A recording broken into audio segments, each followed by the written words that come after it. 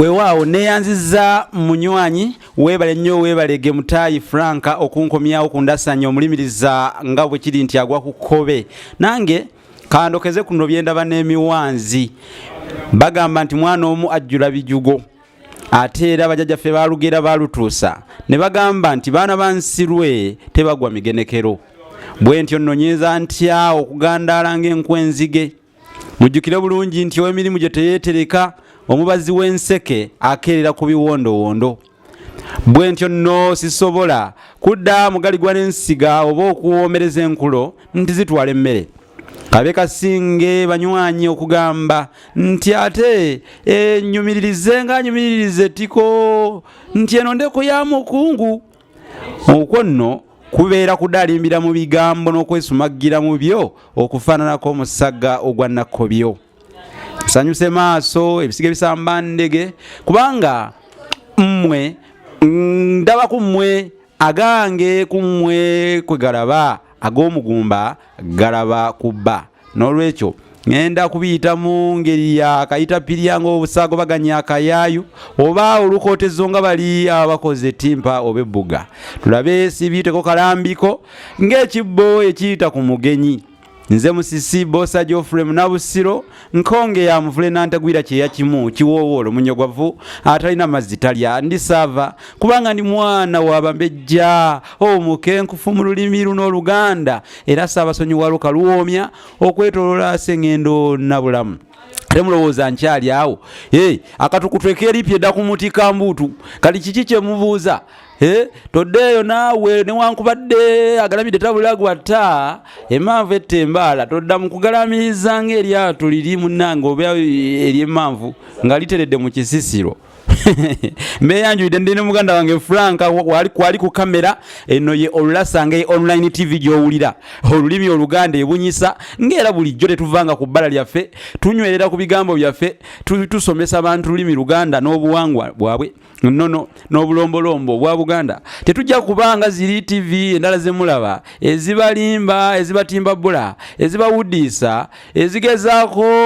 kubabuzaabuza nga zibaddyeka kubanga batunuza ndali bye batunula si bye bategeeza. Obeera otya ne telefayina enamba naye nga ebintu eby'ennono tebibuulirwa bantu. Kati ye batelefayina kika ki ng'abantu tebasomesebwa bintu bya nsonga.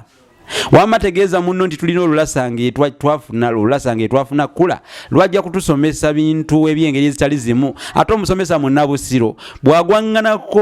n'Olulasange y'engeri ya mukunja na kirugu gujja bagira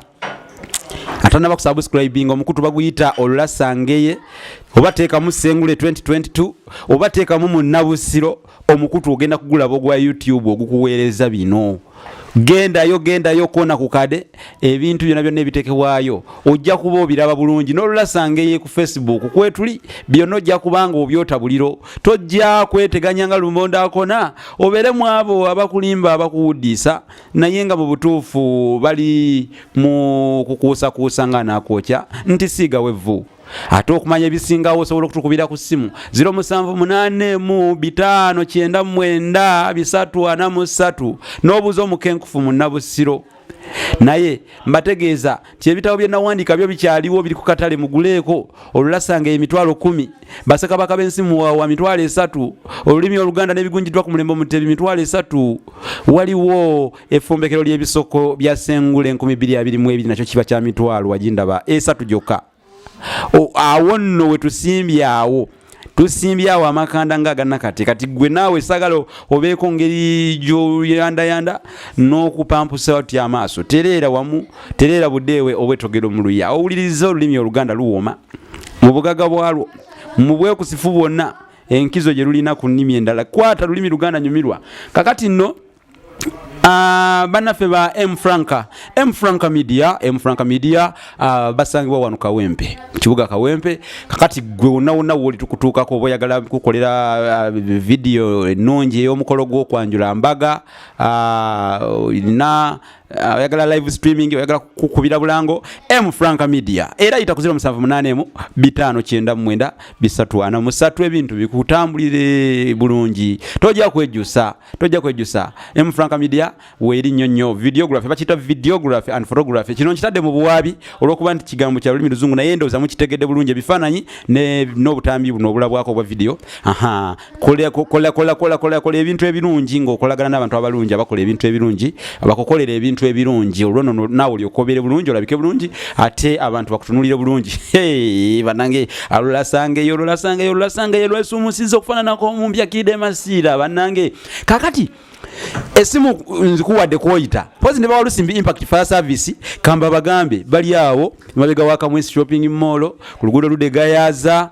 wetera ku kidde tula oba we bayita ku kidda ku lumansi awo walusimbi impact fire service kuzikiza muliro kukusomesa nkola za kwetangira muliro oba okuguziyiza no balina n'ebintu ebyekuusa ku muliro nga zi fire extinguisher balina ebyokwerinda nga kamera gy'oteeka ku kizimbe kyo n'omanya omwana alimu engalo empanvu oba omusajja mukulu ayagala okufuuka lukololera mu ntembo ayingire mu kisenge kyanonayo ki kamera ekubuulira omutegeere mukwate lubona bategeere nti oyabadde ayagala kukutula mu kifuba kamera weeziri bazirina balusimbi impact fire service balina byonna ebyekuusa ku muliro balina bulangiti gye weebika gwe mwana watu omuliro nga gukutte mu kizimbe kyo abakulaba wabweru enkeera ng'otambula be beebuuza ne bagamba nti ono omusajja yayiseewa ng'ennyumba yayidde neggwawo yafuuse muyiira kakati balusimbi impact fire service be bamanyi engeri gye bakikolamu ekyo bokka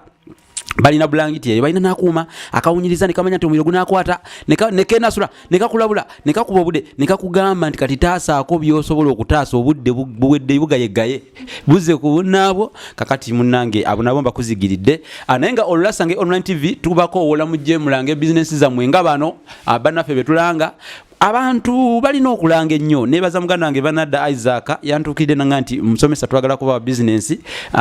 mugirange kubanga olulasange lulabwa abantu bangi bagobera olulasange ye mu nsi yonna kakati muganda waffe Banadda Isaac wakayozi tumwebaza katusabe business bana bagituwadde tujja kugiranga ngera banafa bala tubalanga muli tu business zamwe tuzirange wano ku olulasange online tv mujje kulagana naffe emiwendo mirungi misamu kirizibwa era buli muntu agirabako agamba ddala weewaawo olulasange ebitabo nabibagambye olulasange wekiri efumbekero ly'ebisoko baseka bakabensi muwawa n'olulimi oluganda n'ebigunjirwa ku mulimu TV M Franca Media nagibagambye walusimbi impact nabagambye kati kansomese gwanga ekigambo okuleeta eggogombe oba okuleeta gogombe kino kisoko oli bwakugamba nti no omwana atuleetedde gogombe oba aleese gogombe okuleeta gogombe kisoko kitegeeza okuleeta emitawaana okukola ekintu ekivaamu ebizibu oba emitawaana eri abalala gogombe ayogerwako yali kabaka wa Mwenda mu luse olwattonda era yeyaddira kabaka wanga eyakomekereza oluse obufuzi bwe obulamuzi bwe mwe yalamulira mu mwaka gwali gwa 64 kakati ono gogombe kabaka gogombe nafuka kabaka ow'Omwenda mu luse lwattonda basebo ne banyabo nalamula okutuukira ddala mu mwaka gwa 35 era bw'ati we yavaako yaddirirwa bisiriba mu 35 gogombe ono gwenjogerako yali kabaka nga mukambwe nnyo nga tasemberekeka tomwesembereza kale no muntu yesembereza ebizibu gwe bagamba nti aleese gogombe wava ekisoko ekyo era kyebayita okuleeta gogombe naye ate kyawukana ne kyebayita okugenda ne gogombe sigenda kukinyonyola mu ddoboozi limu lino eyo lijja kuba somo ddala kubanga gogombe nakyo kirala okugenda ne gogombe nakyo kirala okugenda ne gogombe kisoko banange kikulu era bwe nakibagamba mujja kwewuunya kankome wano lwaleero ku lw'obulungi bwaffena kubanga bagamba nti omwogezi ayinga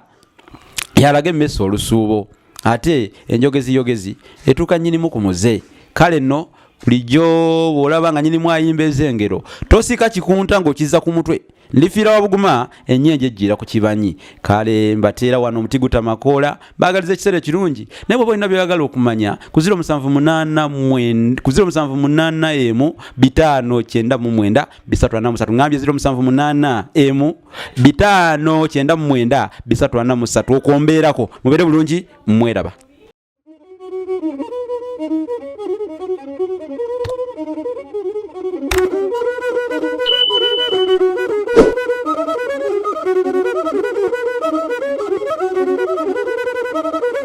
Thank you.